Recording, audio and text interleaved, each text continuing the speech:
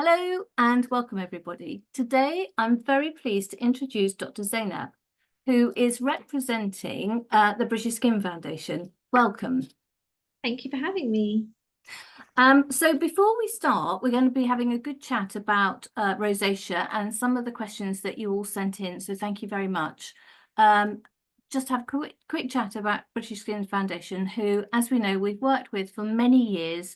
And we run a number of things. So our online clinics, and I think Zainab, you've been on our panels, haven't you? And we've got one coming up soon. If you're listening to this around September time, we always have a big one, a clinic about general skin conditions. But now, as I said, we're going to talk about rosacea, and we do also have a support program for rosacea. So I'm going to put my plug in there for our patient support program there. But Zainab, it is one of the most common and I believe undiagnosed skin conditions around, isn't it? Absolutely. And I would say at least in a clinic, in a morning or an afternoon clinic, we'll see at least 3 or 4 patients with rosacea. Some have come to see me around rosacea, and others it's usually a kind of a second diagnosis. I would say they've come to see me about mole, and I've obviously spotted their rosacea, and then start chatting to them about their rosacea. But it's very, very common.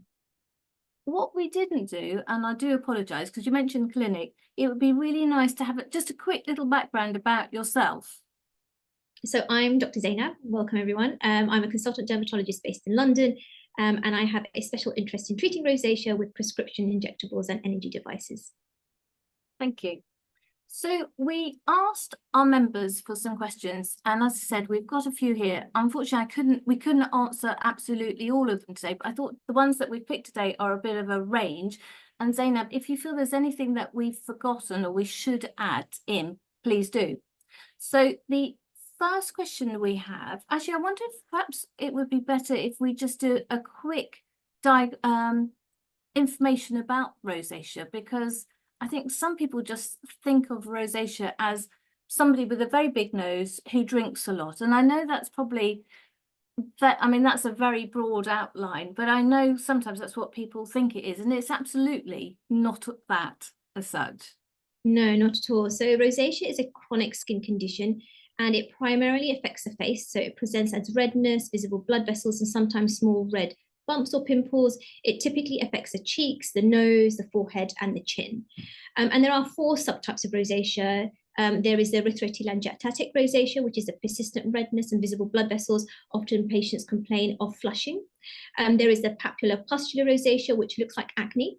And there's a phimosis rosacea, which is a thickened skin typically around the nose.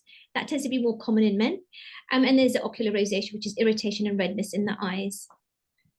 And is rosacea something you can get at any age, or does it affect older people, or is it just males? Is it just females, or? So it's typically younger women who tend to be fair skinned. Often it's in their early 20s, although it can present slightly earlier. And there is also a subset of women who tend to have a new onset of rosacea, perimenopausal, menopausal. Women are more affected than men, but it does also exist in men. I suspect that there are more men who go undiagnosed, whereas women tend to generally seek medical help about skin problems earlier than men. Mm-hmm. Yes, and I think from what we hear from our members is that more often than not, people it's one of those things that you just put up with. You maybe because it comes on slowly, you just think, oh, well, I've just gone a bit red, I'm feeling a bit hot. But it does seem to go undiagnosed a lot. Absolutely. Or, patients will say, oh, I've always had red, rosy cheeks. I've always had a tendency to flush. Or they will find that specifically, for example, alcohol or sunlight might trigger the redness or make them feel more red and flushed. So they will try and reduce some of the exposures to common triggers. Absolutely. Okay, so back to where we started, and before I keep interrupting myself. So our first question for one of our members, I have dry, mature skin. I get really bad flare-ups of rosacea. I've tried many cover-up creams and foundations, but they make my skin really dry. Please, can you help me? So dry or flaky skin on a background of redness and sometimes often swelling is a common symptom of active rosacea. And I would recommend that you see a GP or dermatologist. Often prescription grade treatment is needed to address the inflammation. Once the inflammation has improved, the dryness and the flaky skin tends to also improve. Things that you can do at home in terms of self-care are avoiding known triggers. So we know sunlight, for example, spicy foods and alcohol tend to also cause issues. Sticking to gentle skincare products, wearing sunscreen daily, and like I said, see a dermatologist or your GP regarding prescription grade treatments to try and address the symptoms better. Thank you. How can I wash my face? So we know that rosacea is sensitive skin. And so sticking to something that is very gentle, often products that are scented can also cause irritation. So a gentle skincare products, including cleansers, which are non-scented, non-foaming, no exfoliating acids is the way to go, because we know that the barrier function with rosacea is suboptimal. Now, the temperature of the water is also important. If you use hot water, naturally it will cause vasodilation. So it will cause your blood vessels to dilate, which causes a flush of blood to the surface of the skin, making the redness worse. So stick to lukewarm water that is not too hot or too cold whilst you're washing your face. My rosacea seems to be worse in the mornings, and particularly when I come out of the shower. So exactly what you're saying, and seems to take ages to calm down. Is there anything that you can advise? So the morning problem of feeling more red and swollen is very common because this is a fluid accumulation in the tissue as a result of lying down. So addressing it with prescription grade treatments will help reduce some of that. Now, the increased redness post-showering is which we just discussed. If you use water that's too hot, you get natural physiological vasodilation. So the blood vessels dilate, and then you get more blood flow to the surface of the skin. If you already have a tendency to have dilated blood vessels and redness as a background, that will appear more when you use hot water. So in the shower, use a gentle cream gentle cream cleanser with lukewarm water and very gently wash your face. Don't scrub or use anything that's too harsh on the skin. And then if you are using, for example, any cloths, maybe perhaps use your fingers, which are a little bit more gentle on the skin as well. Actually thinking about it, when you say, I mean, because all of the things you're saying are sort of sensible, I mean, obviously they're sensible, but sensible care for one's skin regardless. But let's say when you mentioned the harsher things, so if you have rosacea and you use something like retinols, would that be a bad idea?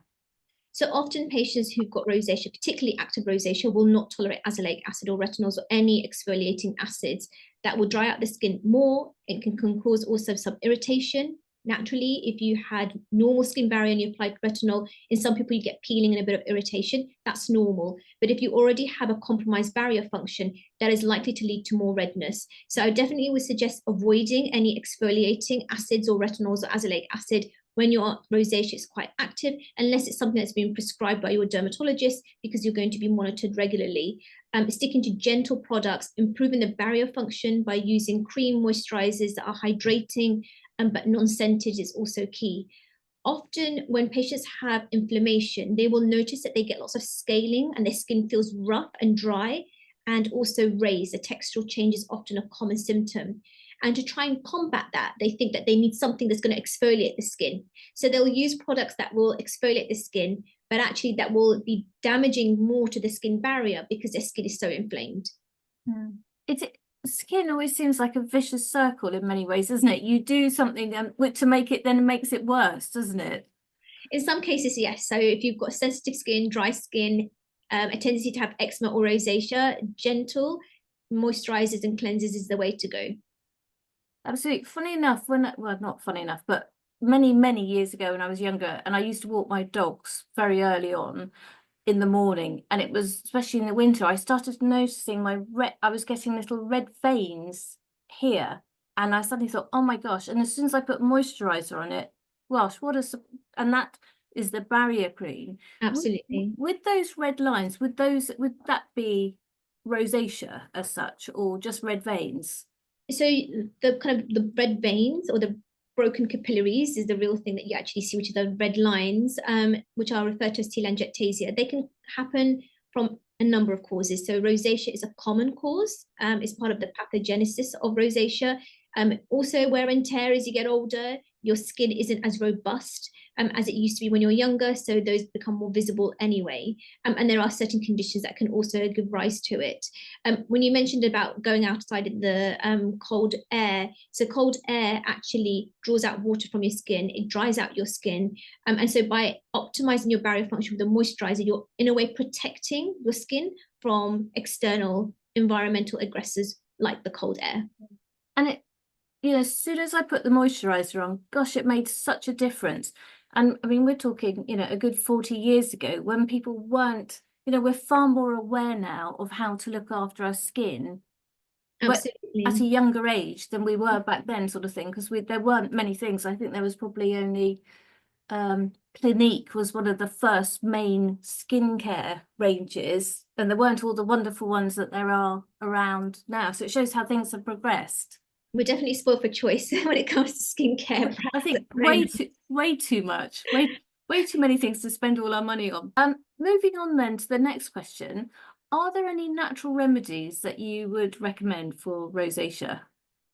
So unfortunately, there's limited evidence that natural remedies are effective at improving rosacea. However, avoiding the common triggers, like for example, spicy foods, alcohol, and in some people, caffeine, can help reduce the flares. When on earth is alcohol and spicy foods ever recommended for anything, to be honest? In moderation.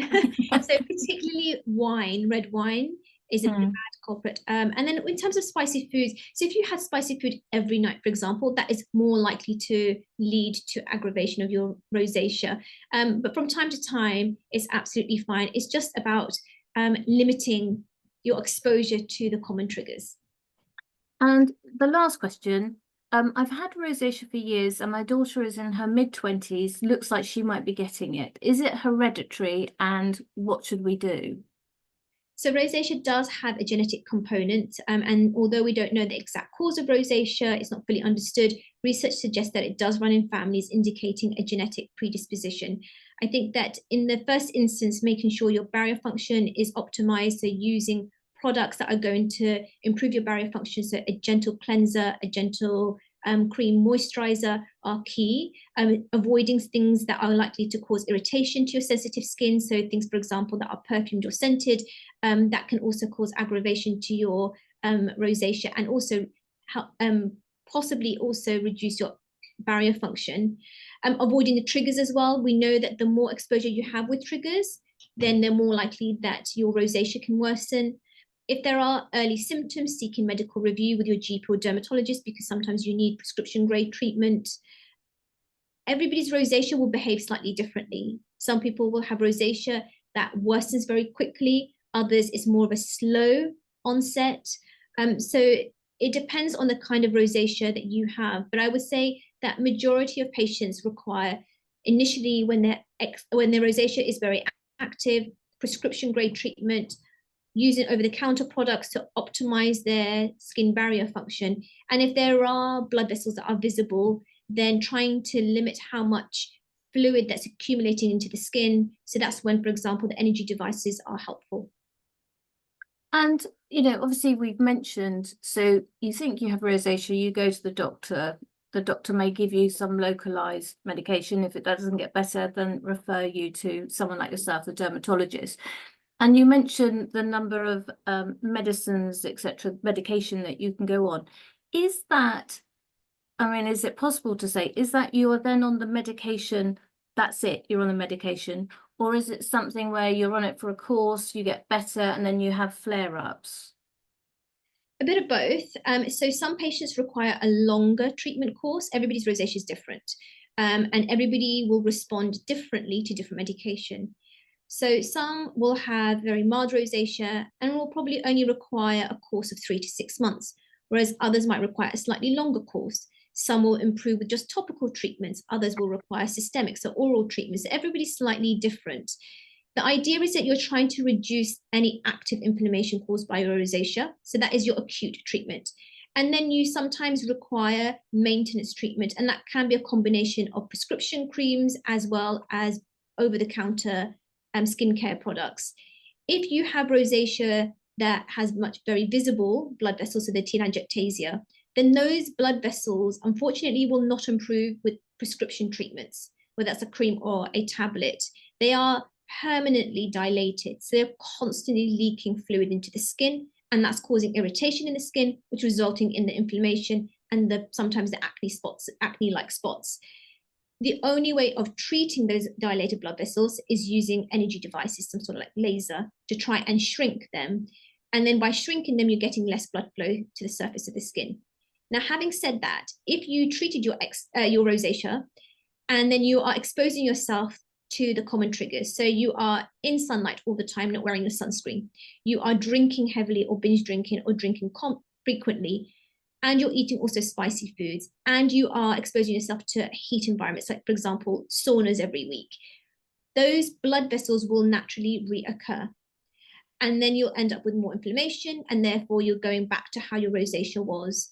So it's a combination of treating acute inflammation, the maintenance treatment, which may or may not include prescription grade treatments, depending on the type of rosacea you have, and also limiting or avoiding the common triggers. Great. Well, I think that all sounds clearly very sensible advice, and I suspect it's some things that we all know, but you just need to be told by somebody like yourself as well. But what's reassuring is that there is a lot of things that we can do ourselves on the self-care side before having to necessarily go to a dermatologist. But once we come to see you, it sounds like there's lots of options, which is really, really reassuring. Absolutely. And it's often a combination of treating your type of rosacea rather than this prescription is going to treat every single type of rosacea. The other thing I wanted to mention is that the British Skin Foundation have some important and helpful information on rosacea. So do go to the website to read some more. It describes the different types of triggers as well, and things that you can do in the first instance, at least until you're seen by your GP or dermatologist. Absolutely. And we'll put some of those links with this as well. That's a really good idea. Thank you so much, Zainab, for coming on today. It was really interesting and very, very helpful. So thank you. Thank you for having me.